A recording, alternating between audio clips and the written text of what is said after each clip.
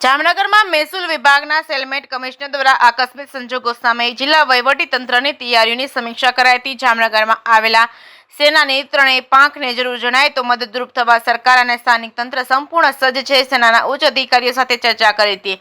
જામનગરમાં મહેસૂલ વિભાગના સેલમેન્ટ કમિશનર બી.એ. શાહે કલેક્ટર કચેરીના સભાખંડ ખાતે જામનગરમાં આવેલા સેનાની ત્રણેય પાંખોના ઉચ્ચ અધિકારીઓ તેમજ જિલ્લાના વિવિધ વિભાગોના અગ્રણી અધિકારીઓ સાથે એક મહત્વપૂર્ણ બેઠક યોજી હતી। બેઠકનો મુખ્ય વર્તમાન પરિસ્થિતિની સર્વગ્રાહી સમીક્ષા કરવાનો છે અને કોઈપણ આકસ્મિક સંજોગોમાં સામે જિલ્લા વહીવટી તંત્રની સત્તાની સમીક્ષા કરવાનો છે। બી.એ. શાહે બેઠકની શરૂઆતમાં એરફોર્સ, આર્મી અને નેવીના અધિકારીઓને મેડિકલ સહાય અને સાધનો અને માનવબળ સહાય વગેરે અંગે જિલ્લા વહીવટી તંત્ર તરફથી અપેક્ષિત મદદ તથા આકસ્મિક સંજોગોમાં નાગરિકોની સલામતી અને સુરક્ષા સંબંધે વહીવટી તંત્રના ધ્યાને મૂકવા અંગેની કામગીરીની માહિતી મેળવી હતી। તેમણે જિલ્લા વહીવટી તંત્ર અને રાજ્ય સરકાર દ્વારા સેનાને કોઈપણ પ્રકારની મદદ કે સહાય પૂરી પાડવા માટે સંપૂર્ણ તત્પરતા દર્શાવી હતી અને આ બેઠકની શરૂઆતમાં ઉપરોક્ત માહિતી મેળવી ઉપસ્થિત એરફોર્સ, નેવી, આર્મીના પ્રતિનિધિઓનો આભાર માની બેઠકમાંથી તુરંત જ રજા આપવામાં આવી હતી અને આ બેઠક દરમિયાન શાહે જિલ્લામાં ઉપલબ્ધ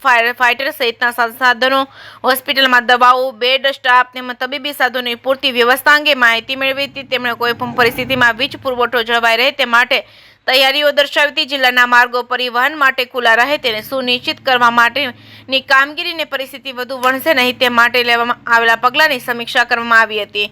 જે.કે. સિંહ ગુજરાતી સાથે હર્ષલ ખંડેરિયા, જામનગર।